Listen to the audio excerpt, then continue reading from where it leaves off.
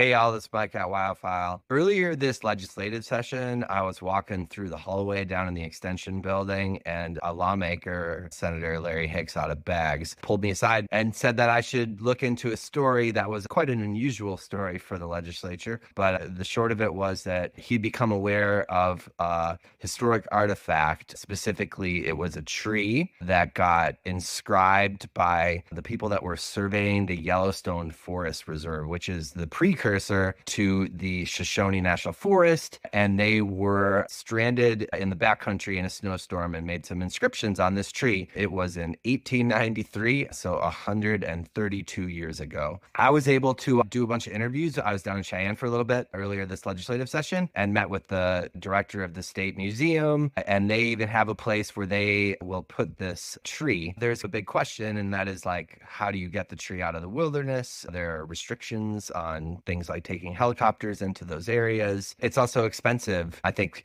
they're estimating it'll cost at least $35,000 to extract the tree and get it to the museum and make a display and all that. So there's actually a debate happening in Cheyenne about this appropriation for $35,000. I think it's a really fascinating story. Larry definitely convinced me to write on it, and we have a story up right now on WyoFile. So I hope you go give it a read. Thanks a bunch.